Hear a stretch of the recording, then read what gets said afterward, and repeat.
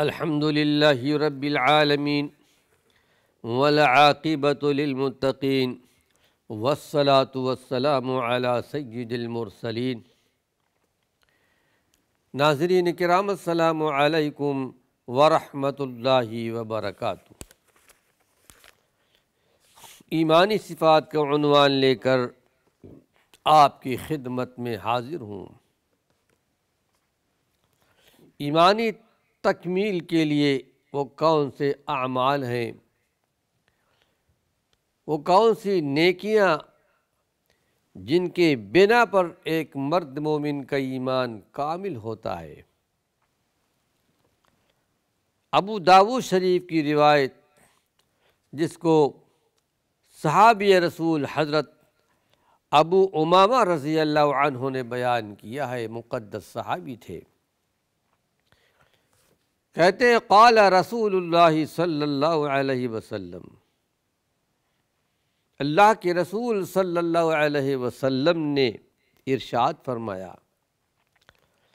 من احب للہ، تو کسی سے محبت کرتا ہے تو اللہ کے لیے،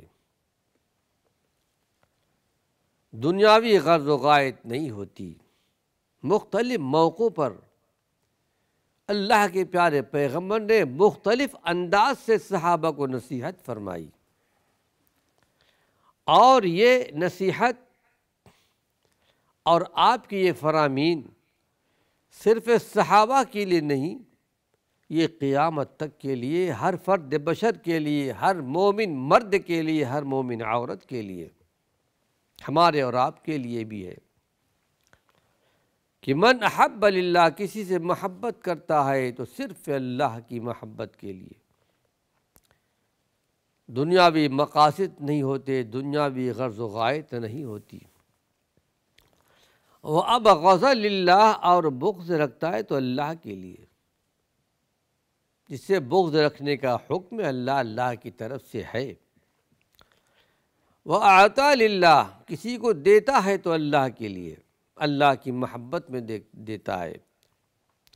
وَمَنَعَ لِلَّهِ، کسی کو نہیں دیتا تو اللہ کے لیے، جس کو نہ دینے سے شریعت نے منع کر دیا ہے۔ فَقَدْ اسْتَكْمَلَ الْإِيمَانَ، حقیقت میں اس کا ایمان مکمل ہو گیا۔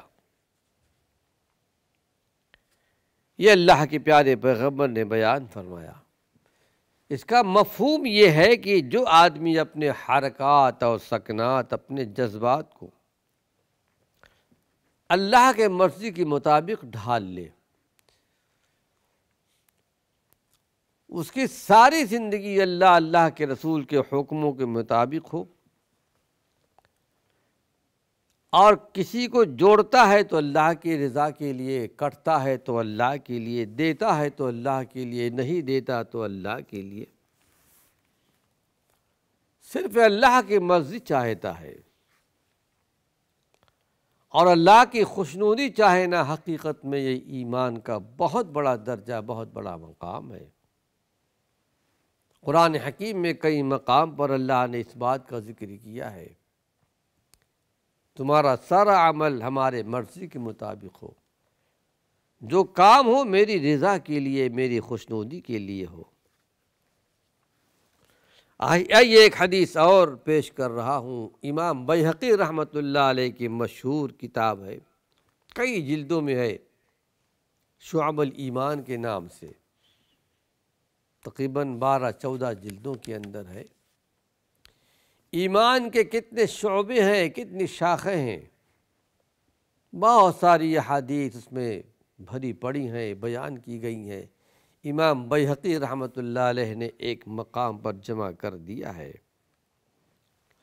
اس میں ایک روایت نقل کی گئی عبداللہ بن عباس رضی اللہ عنہ سے، اللہ کے پیارے پیغمبر کے چچا کے بیٹے، چچیرے بھائی تھے، کہتے ہیں قال رسول اللہ صلی اللہ علیہ وسلم لأبی ذر، اللہ کے نبی صلی اللہ علیہ وسلم نے ابو ذر غفاری سے کہا،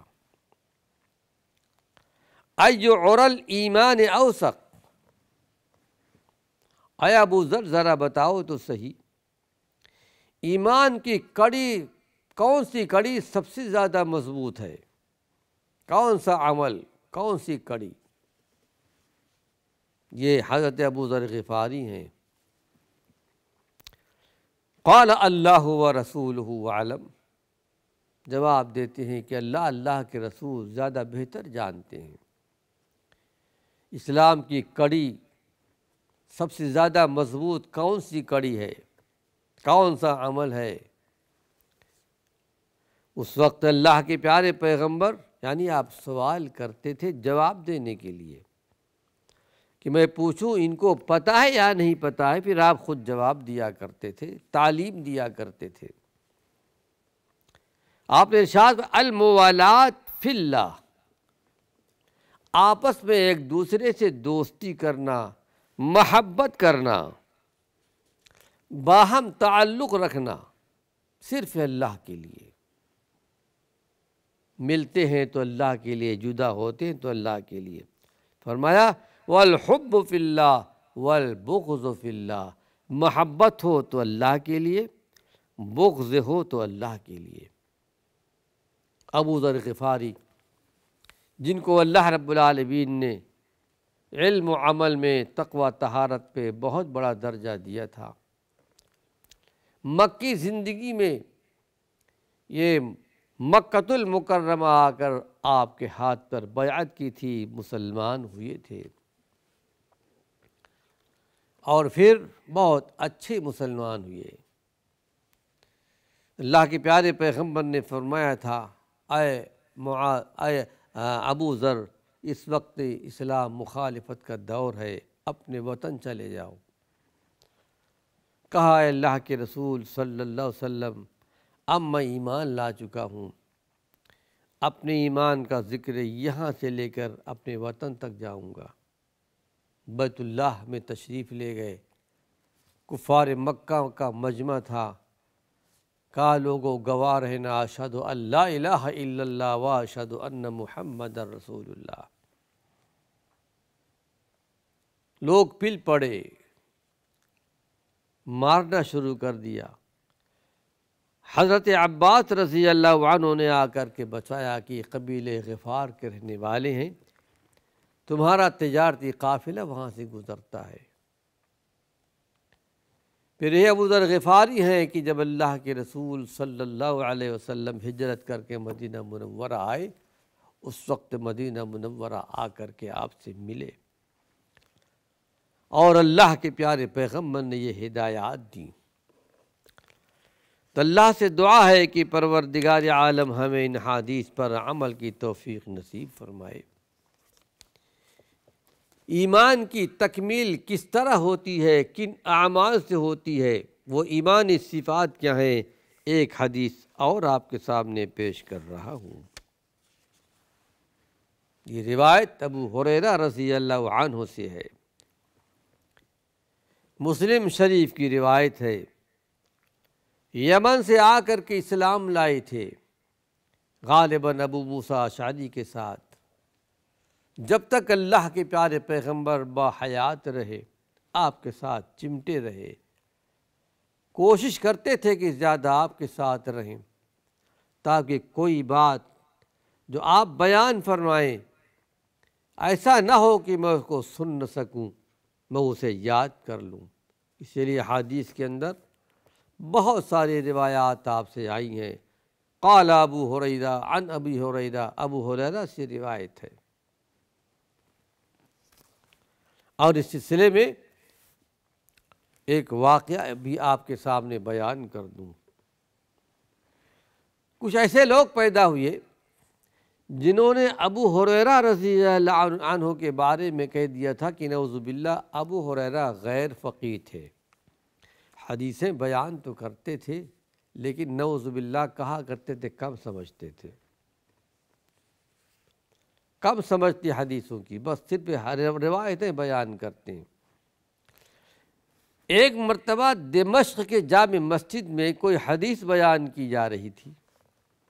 اس روایت کو علامہ کمال الدین دمیری رحمۃ اللہ علیہ نے اپنی کتاب حیات الحیوان کے اندر 2 جلدوں میں یہ کتاب ہے، بڑی معروف کتاب ہے، یہ کتاب اہل علم کے یہاں ہوا کرتی ہے۔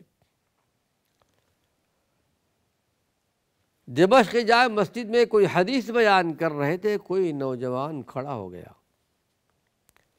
یہ روایت تو ابو ہریرہ رضی اللہ عنہ کی ہے، اور وہ تو غیر فقیہ تھے، یعنی حدیث میں زیادہ سمجھ ان کو نہیں تھی۔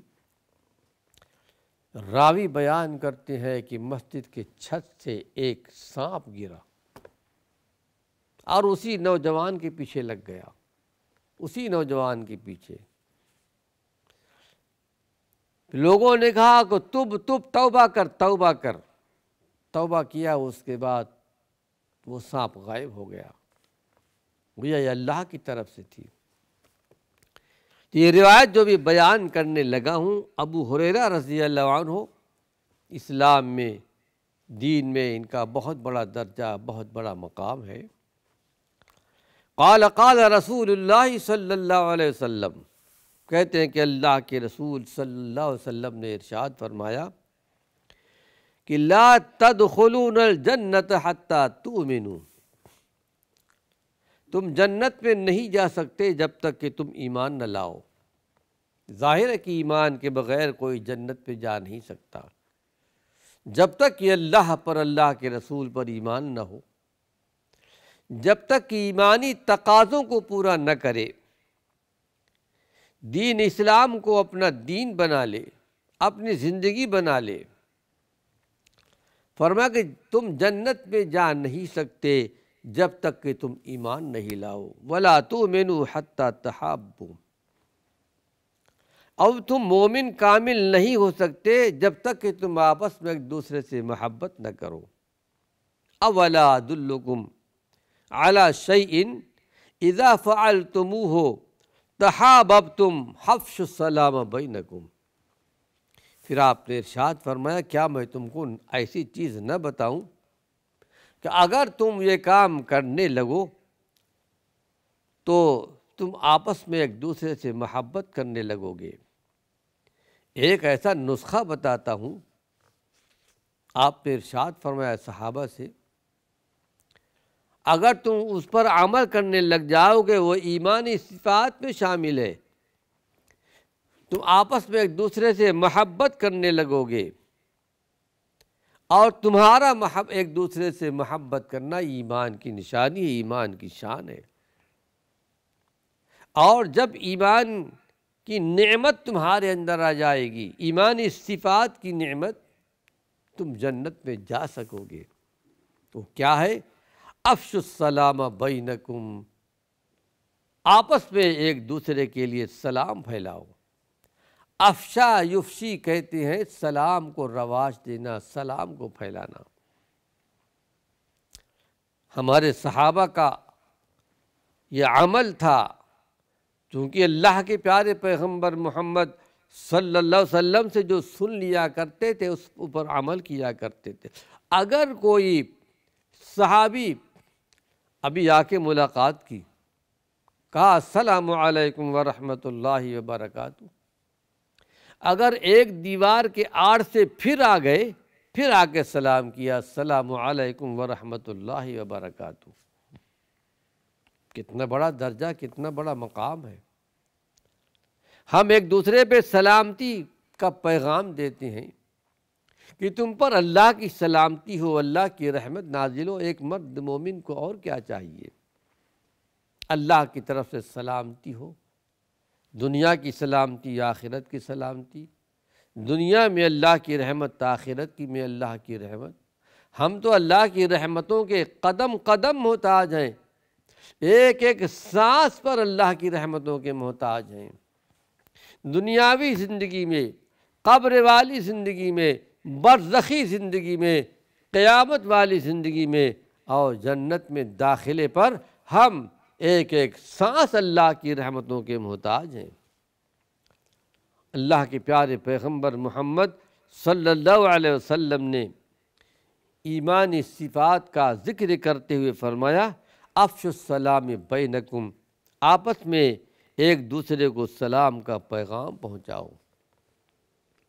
پھر حدیث شریف میں آتا ہے ایک مشہور صحابی رسول عبداللہ بن سلام رضی اللہ عنہ